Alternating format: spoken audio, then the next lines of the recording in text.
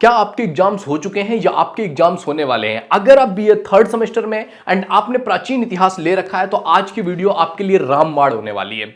हम स्टार्ट कर चुके हैं एग्जाम स्पेशल सेशन। बस इतना पढ़ लो, बस इतना पढ़ लो। अगर आपने प्राचीन इतिहास ले रखी है ना, जितनी चीजें मैं आपको बता रहा हूं, 10 पॉइंट्स मैं आपको बता रहा हूं, ये 10 चीजें अगर आपने पढ़ ली ना, आपको कोई फेल नहीं कर सकता एग्जाम में।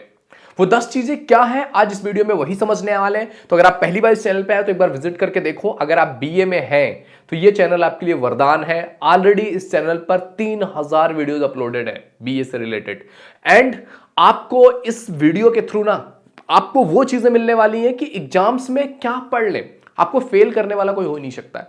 अगर आपको चाहिए ना, ये सारे टॉपिक्स जो भी मैं लिख रहा हूं ना, इन सारे टॉपिक्स पर आपको मेरे चैनल पे वीडियो में मिल जाएगी। अगर आप चाहो तो वो वीडियो देख सकते हो। और अगर आप ये चाहते हो कि इस सारे टॉपिक्स का मैं एक साथ वीडियो बना करके आपको दे दूं, तो उसके लिए मुझे चाहिए क्या कि आप में से 1000 लोगों का मुझे एक्सेप्टेंस चाहिए कि यस हमें वीडियो चाहते हैं। वो कैसे होगा? आप 1000 लोग लाइक कर दो। बस 1000 लाइक्स आने पे मैं इसका एक साथ वीडियो बना करके 1 घंटे से 2 घंटे की वीडियो होगी आपको दे दूंगा। मतलब पूरा सिलेबस 2 घंटे की, अगर मैक्स टू मैक्स 2 घंटे की वीडियो में पूरा सिलेबस आपका कवर हो जाएगा। 10 बार देख लोगे ना, घोर के आप कहते हैं ना, पूरी तरह से घुल के पी लोगे, इतना ज्यादा हो जाएगा आपका।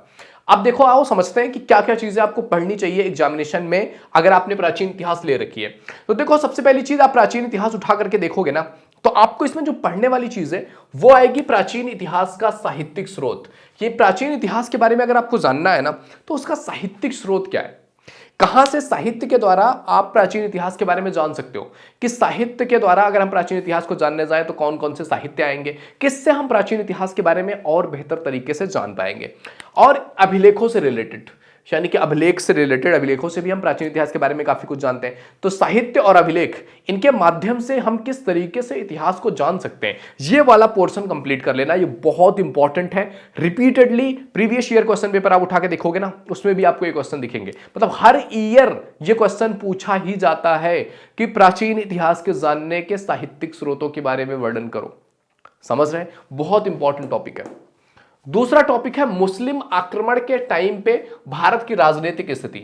बहुत बार, मतलब मुस्लिम आक्रमण के समय भारत की राजनीतिक, सामाजिक, आर्थिक, धार्मिक स्थिति क्या थी, ये 4 टॉपिक्स देख लेना। मुस्लिम आक्रमण के समय भारत की राजनीतिक स्थिति, मुस्लिम आक्रमण के समय भारत की धार्मिक स्थिति, मुस्लिम आक्रमण के समय भारत की राजनीतिक स्थिति, भारत की जो है आर्थिक स्थिति, ये क्या थी, इस बारे में डिस्कस कर लेना। सबसे ज्यादा जो क्वेश्चन पूछा गया, प्रीवियस ईयर क्वेश्चन पेपर उठा के देखोगे, मैंने 10 ईयर्स के क्वेश्चन पेपर उठा के देखें, तो आप देखोगे राजनीतिक स्थिति के बारे में बहुत ज्यादा पूछा जाता है। राजनीतिक एंड धार्मिक, राजनीतिक और धार्मिक स्थिति के बारे में बहुत पूछा जाता है। बट ये सबसे ज्यादा इंपॉर्टेंट था कि राजनीतिक स्थिति मुस्लिम आक्रमण के समय भारत की क्या थी।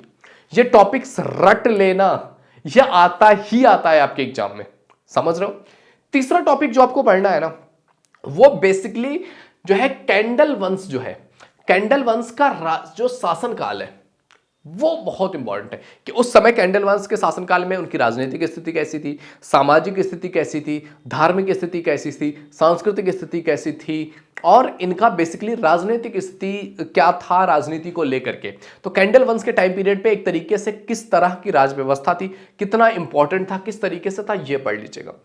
अगला क्वेश्चन बहुत इंपॉर्टेंट टॉपिक आता है कि हर्ष की जब मृत्यु हो जाती है तो हर्ष की मृत्यु के बाद उत्तर भारत की राजनीतिक स्थिति कैसी होती है।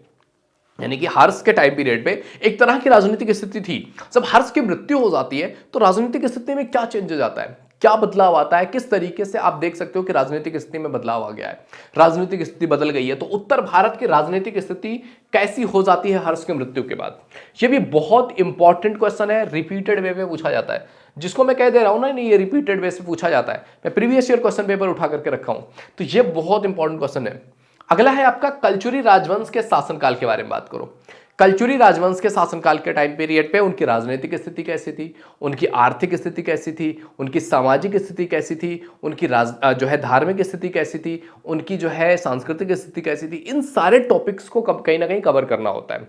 तो इसमें से कोई एक टॉपिक उठा के आपसे पूछ लेता है कि बताओ कलचुरी राजवंश की धार्मिक स्थिति क्या थी, कलचुरी राजवंश की आर्थिक स्थिति क्या थी, अब बताओ उस चीज के बारे में उस शासनकाल में क्या थी।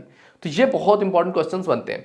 राजपूतों की उत्पत्ति के बारे में बहुत बार क्वेश्चन पूछा जाता है कि राजपूतों की उत्पत्ति और जो है पतन तक का पूरा वर्णन कर दो। 20 नंबर में क्वेश्चन पूछ लेता है कभी कभी कि राजपूतों की उत्पत्ति से लेकर के उनके पतन तक का वर्णन कीजिए, क्या रीजंस रहे उनके पतन के पीछे।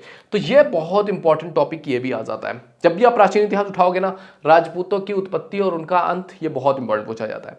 अगला है आपका सोलंकी राजवंश के शासनकाल के बारे में बताइए कि सोलंकी राजवंश के टाइम पीरियड पे राजनीतिक, सामाजिक, आर्थिक, धार्मिक क्या स्थिति थी, उस समय क्या चीजें देखने को मिलती थी। हम अगर सोलंकी राजवंश के बारे में बात करें, गुर्जर प्रतिहार राजवंश, ये बहुत इंपॉर्टेंट है, मतलब ये आप लिख लेना, ये बहुत इंपॉर्टेंट है। गुर्जर प्रतिहार राजवंश, अगर आप पिछले ईयर्स के क्वेश्चन पेपर, जो मैं बार बार बोल रहा हूं कि पिछले ईयर्स के, क्योंकि आप जब क्वेश्चन पेपर देखते हो ना, आपको पता होता है किस पैटर्न में आपके क्वेश्चन पूछे जाते हैं। तो अगर ये टॉपिक आप पढ़ लोगे ना, गुर्जर प्रतिहार राजवंश बहुत ज्यादा इंपॉर्टेंट पार्ट ये निभाएगा।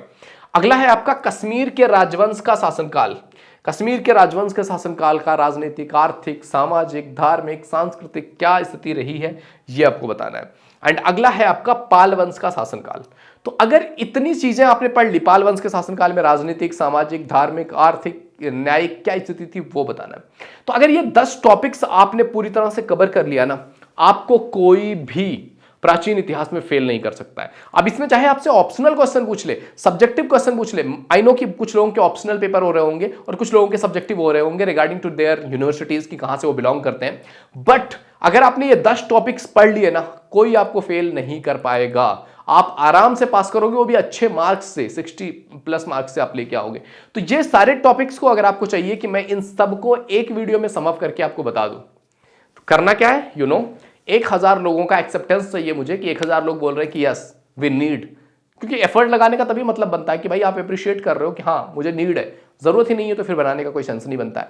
तो ये 10 टॉपिक्स हैं जिन पर एक वीडियो में बना दूंगा। अगर आप लोगों ने लाइक किया तो प्लीज अपने दोस्तों के पास शेयर कीजिए और लोगों तक पहुंचाइए, जिससे कि उनकी भी हेल्प हो सके और वो भी अपने एग्जाम में अच्छे मार्क्स ला सके। And they will say you thank you कि यार अच्छी वीडियो भेजी मेरे पास तूने। चलो मिलते हैं आपसे अगले वीडियो में, बाय बाय।